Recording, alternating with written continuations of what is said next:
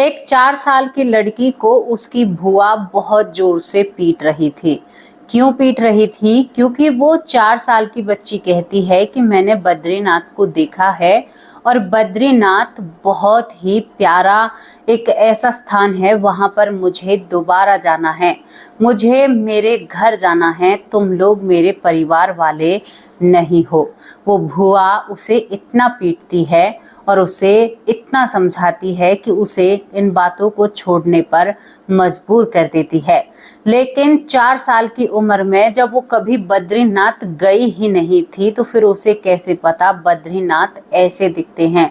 वो पूरी हूबहू बताती है कि बद्रीनाथ ऐसे हैं, और आज की बात नहीं है। आज तो चलो आपने फोन में देख लिया, किसी वीडियो में देख लिया, किसी फोटो में देख लिया। ये आज से करीबन 60-70 साल पहली बात है, यानी करीबन 70 साल पहली बात है। तो 70 साल पहले कैसे मालूम बिना किसी तस्वीर के, बिना किसी चित्र के, एक 4 साल की बच्ची को कि बद्रीनाथ ऐसे दिखते हैं। जब वो लड़की बता रही थी तो फिर बुआ उसमें पिटाई क्यों लगा रही थी? आखिर एक बच्ची की बात को क्यों सुना नहीं जा रहा था? ये पूरा मामला क्या होता है? और दोस्तों, यहाँ पर आपको भगवान की महिमा भी बताएंगे। जब तक हमारा लक्ष्य पूरा नहीं हो जाता, जब तक हम आते रहेंगे और यहाँ से जाते रहेंगे। अब आप कहोगे कि कौन सा वो लक्ष्य है? भगवत प्राप्ति, यानी भगवान के अधीन होना। और भगवान के कहते हैं ना कि भगवान को जब तक आप नहीं पालोगे तब तक आपको इस मृत्यु लोक पर बार बार जन्म लेना होगा, और कर्मों के हिसाब से आपका हिसाब किताब, लेखा जोखा भी चलता रहेगा। बहुत लोग इस चीज का उपहास उड़ाते हैं, कहते हैं कौन से कर्म का हिसाब, हम मनुष्य हैं और जिंदगी भर हमारा हर बार मनुष्य का ही जन्म होगा। अच्छा भाई, आपके कहने से आपका मनुष्य का जन्म हो गया, तो क्या ये भेड़ बकरी ऊंट जीन जनावर क्या ये पागल हैं? ये भी तो, इनके अंदर भी दिल होता है, दिमाग होता है। आप एक इंसान के रूप में होकर जान चुके हो कि जिस तरह से आपके शरीर की रचना है, अंदर से दिल दिमाग थोड़ी चीजें इधर उधर होती हैं, वरना इनके अंदर भी ब्लड होता है, सब कुछ चीजें होती हैं। तो क्या ये पागल हैं? या भगवान तुम्हारे लिए इतना दयालु हो गए हैं कि तुम कुछ भी करो तुम मनुष्य ही बनोगे? और ये कहाँ से आए हैं? इन बातों पर थोड़ा सा रोशनी डालकर सोचिएगा कि ये कहाँ से आए हैं और क्यों ये इस तरह से हो रहे हैं। इन सारी बातों पर ध्यान देना, तब आपको पता चलेगा कि हम कितने पानी में हैं। ये तो हम कहने वाली बात कह देते हैं कि भाई हमें हमेशा इंसान का ही जन्म मिलेगा, हम क्यों जानवर का जन्म लें? जब तुम जानवरों जैसी हरकत करोगे तो जानवर योनि में जन्म भी लेना पड़ेगा। तो चलिए आपको एक रोचक सी घटना सुनाती हूँ, जिस घटना को सुनकर आप बहुत ज्यादा खुश भी हो जाओगे। और एक चीज और जानोगे, 5 मिनट में आत्मा दूसरे गर्भाशय से जन्म ले लेती है। कल परसों की वीडियो में आपको सही सही समझाया था, तो आज इतना बड़ा लेक्चर नहीं दूंगी, सीधा सीधा बताऊंगी, क्योंकि मेरा परिवार बहुत समझदार है। दोस्तों, यहाँ पर मल्ली ताल यानी एक झील है। एक तरफ को मल्ली ताल कहा जाता है, नैनीताल भी, और तल्ली ताल भी कहा जाता है। मल्ली ताल में एक महिला होती है जिसका नाम गुलाब होता है। गुलाब के घर में सोने के आभूषण बनाने का काम होता है। गुलाब के 2 बेटे होते हैं, राम और श्याम। बड़ी ही लाड लुटाया करती थी बेटों पर, बहुत प्यार करती थी अपने बच्चों से और बहुत दुलार करती थी। सोने का काम था, पैसों की घर में कोई कमी नहीं होती है। गुलाब अपने बच्चों के साथ बहुत खुश थी। मल्ली ताल में वो अपने बच्चों के साथ इतनी खुश थी कि उसे कोई भी दुख तकलीफ जिंदगी में नहीं थी, और कभी भी उसे ऐसी कोई तकलीफ नहीं थी। लेकिन वो अपनी सादगी से चलना चाहती थी। पूरी जिंदगी में सोने का काम किया था और सोना ही उनकी जिंदगी में चल रहा था। तो यहाँ पर वो संघर्ष करके पति पत्नी बहुत ही इन ऊंचाइयों को छूते हैं। घर में बेटे सक्षम होते हैं, राम और श्याम बेटे, जिनके राम और श्याम बेटे हों उनका परिवार भी शायद अच्छा होगा। यहाँ पर गुलाब कहती है कि मेरे परिवार में किसी चीज की कोई कमी नहीं होती। दोनों बेटों की शादी हो जाती है। मैं बचपन से ही बहुत भाग्यवान रही हूँ। मेरे चौखट पर कभी दुख ने दस्तक नहीं दी। कभी भी, यहाँ पर गुलाब कहती हैं कि कभी मैंने दुख को नहीं देखा। उनका कहना है कि कभी दुख मैंने देखा ही नहीं है। मेरे माँ बाप वो बुढ़ापे में गए थे, यानी बुजुर्ग होकर। मैं करीबन 90 साल की उम्र में इस दुनिया से जाती हूँ। तो ये बहुत बड़ी बात हो जाती है, क्योंकि हमारी जिंदगी में कितने दुख होते हैं। यहाँ पर गुलाब कहती है कि कभी पैसे या ऐसी चीजों की कमी नहीं हुई, किसी रिश्तेदारी तक भी ऐसी कोई हानि नहीं हुई जिसके लिए अफसोस या जिंदगी भर एक दुख में डूबूं। मुझे कभी कोई दुख नहीं हुआ। मैंने जिंदगी में थोड़ा बहुत भगवान का नाम भी लिया, लेकिन अपनी जिंदगी बहुत मजे से गुजारी। जिंदगी बीतती रहती है। मेरे पति बहुत अच्छे कमाऊ थे, बहुत ही हमारा बहुत बड़ा काम था। यहाँ पर गुलाब कहती है कि अब मेरे राम और श्याम की शादी होकर उनके भी बच्चे बड़े बड़े हो गए थे। मैं कम से कम यानी 90 साल में चलने ही वाली थी। मैं कहती हूँ कि बेटा, मुझे अब चारों धाम की यात्रा करनी है, और क्या पता इन चारों धाम की यात्रा में ही मेरे प्राण निकल जाएं। बेटे कहते हैं कि नहीं माँ, आप ऐसा नहीं कर सकती। आपके प्राण क्यों निकलेंगे, और आप बुजुर्ग हो, आपको कहीं जाने की जरूरत नहीं है। लेकिन गुलाब कहती है कि नहीं बेटा, ये तो मेरी मनोकामना थी, मैं जरूर जाऊंगी, मैं दर्शन करने के लिए तो जरूर जाऊंगी। और दोस्तों, वो पहला ही धाम चुनते हैं, बद्रीनाथ। बद्रीनाथ की जाने की तैयारी कर देते हैं। 90 साल की उम्र में जाना खाला जी का घर नहीं है। बद्रीनाथ पर जब आप ऊपर चढ़ोगे तो आपका ऑक्सीजन लेवल ऑटोमेटिक ही कम हो जाएगा। लेकिन गुलाब कहती थी कि मैं शरीर से बहुत फिट थी। 90 साल की उम्र में मेरे अंदर जज्बा और चलने फिरने की ताकत बहुत थी, तभी तो उसने हामी भरी थी। कहती है मेरे पति भी बहुत ताकतवर थे। हम जैसे तैसे करके बद्रीनाथ पर पहुंच जाते हैं। बहुत अच्छा मन लगा था। कई दिनों की यात्रा होती है, धीरे धीरे सफर तय हो जाता है, और बद्रीनाथ के मैं बहुत अच्छे से दर्शन करती हूँ। बहुत अच्छी जिंदगी थी मेरी, कोई भी कमी नहीं थी। बेटों के पास इतना धन था, मेरे पास इतना धन था कि हमारे पास 4-5 नौकर थे जिनके साथ हम गए थे। यानी रास्ते में देखरेख पूरी चल रही थी। वही गुलाब बताती हैं कि उनकी देखरेख करने में नौकर कोई कसर नहीं छोड़ रहे थे, और हम दोनों पति पत्नी का वो जवान नौकर थे, जिनमें से एक महिला थी और 3 लड़के थे, वो हमारा बहुत ख्याल रखते हैं। इसके बाद ये बताती है कि हम बद्रीनाथ के दर्शन करते हैं। हाँ, थोड़ी सी परेशानियां होती हैं, क्योंकि उम्र तो हमारी हो ही चुकी थी, लेकिन बहुत ताज्जुब की बात है। कहती है मेरे पति मुझसे केवल 1.5 साल बड़े होते हैं, यानी वो 92 या 91, आज तो 92 साल की उम्र में आपकी हड्डियां जवाब दे जाएंगी। आप बिस्तर से खड़े नहीं होंगे, दिखना बंद हो जाएगा, सुनाई देना कम हो जाएगा। वहां देखिए, वो बद्रीनाथ की चढ़ाई कर रहे थे, बद्रीनाथ के दर्शन के लिए गए थे। तो बहुत बड़ी बड़ी बातें हैं जो अब नहीं है, पहले थी, और जो पहले थी उससे पहले, मतलब जो पहले नहीं थी उससे पहले थी।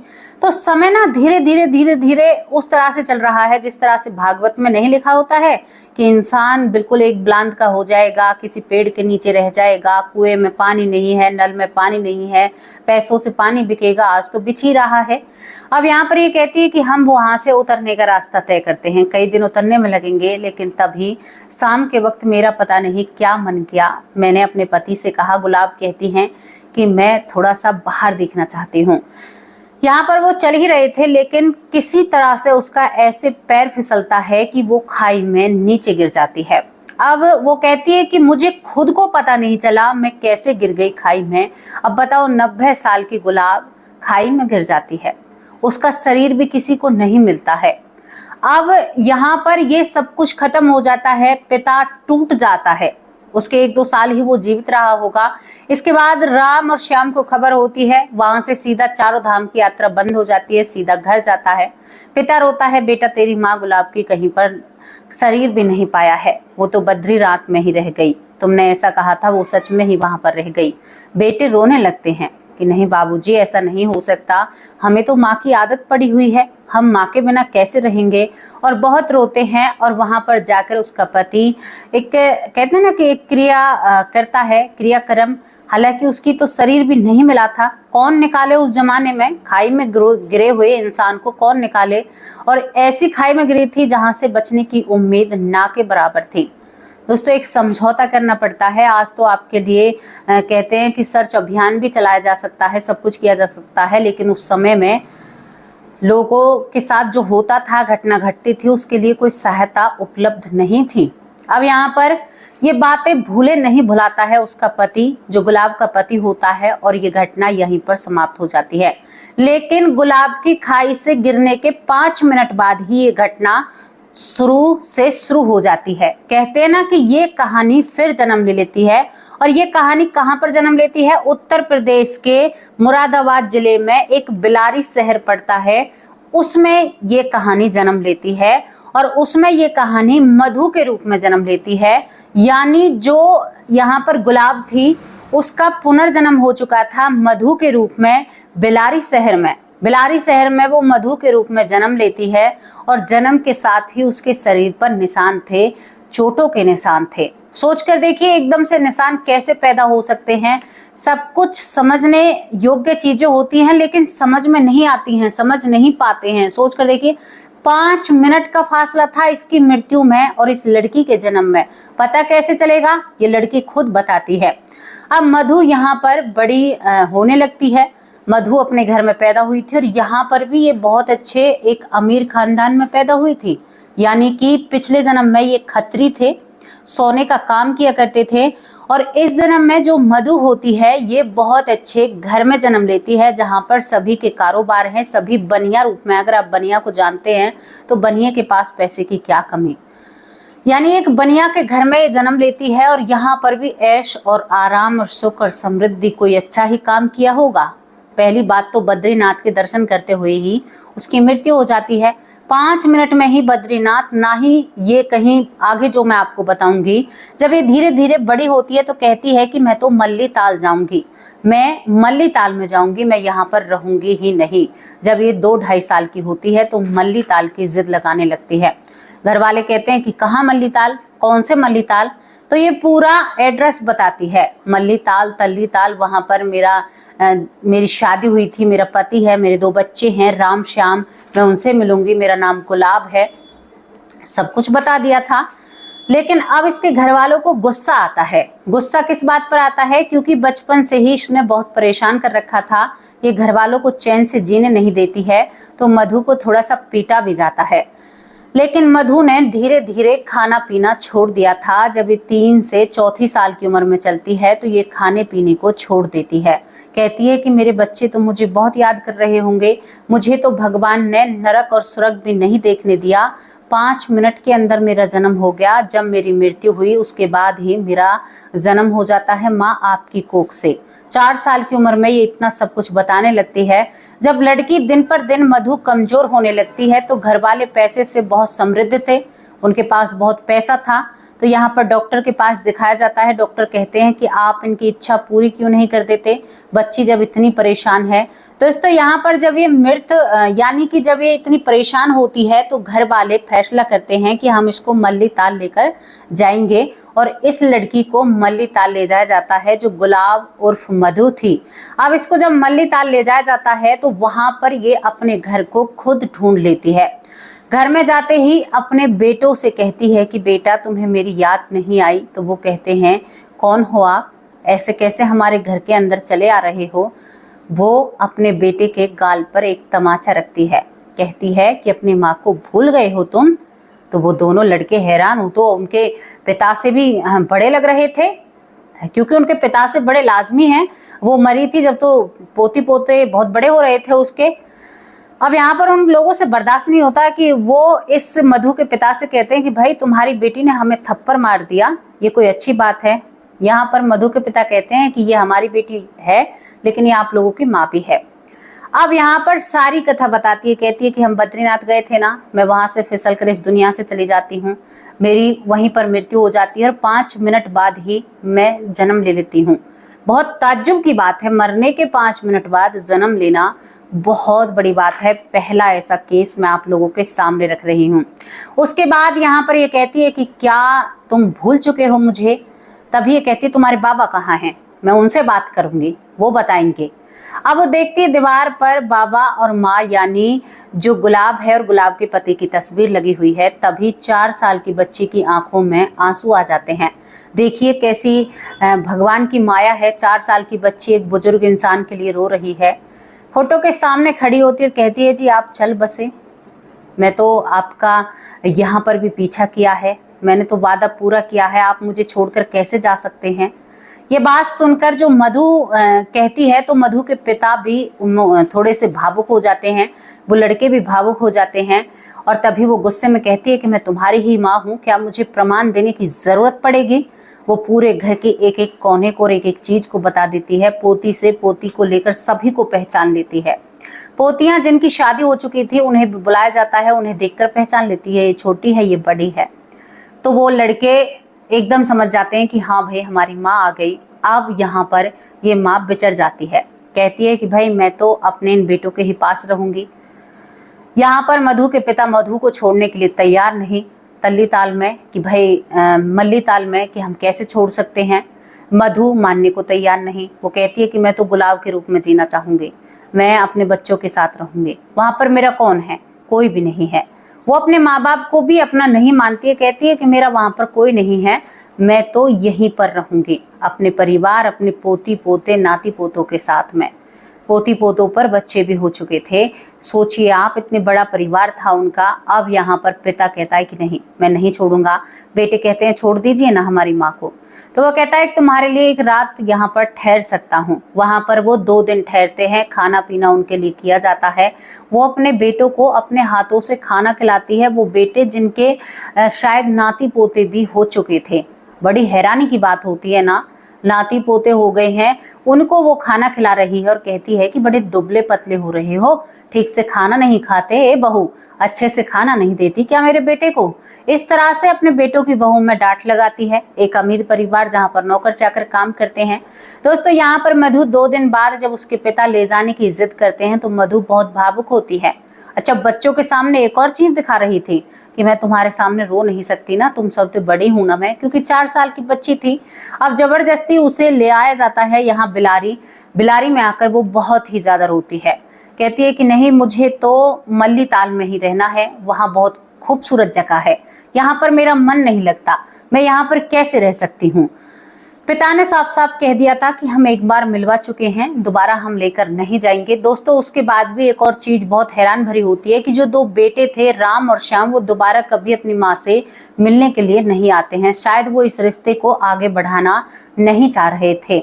तभी यहाँ पर मधु के माँ बाप भी समझ चुके थे कि वो दोनों जने व्यक्ति इस रिश्ते को निभाना नहीं चाहते हैं। इसी वजह से जो मधु होती है उसे पीट पीट कर इस रिश्ते की यादें भुलाई जाती हैं। लेकिन आज मधु बहुत ज्यादा उम्र की है, करीबन 70 से 80 क्या 80 ही साल की हैं। वो कहती हैं कि मैं आज भी उन बातों को भूले नहीं भुलाती हूँ। उनके बेटे इस दुनिया से जा चुके हैं, अब वहां पर रिश्ता भी रखें तो क्या रिश्ता रखें। तो एक आत्मा को जब भी तो बीते जन्म की यादें नहीं रहनी चाहिए, क्योंकि वो फिर 2 संबंधों में फंसकर रह जाती है और वो उलझ जाती है, जीना मुश्किल हो जाता है और जीने की चाह भी खत्म होने लगती है कभी कभी, ये कहते हैं।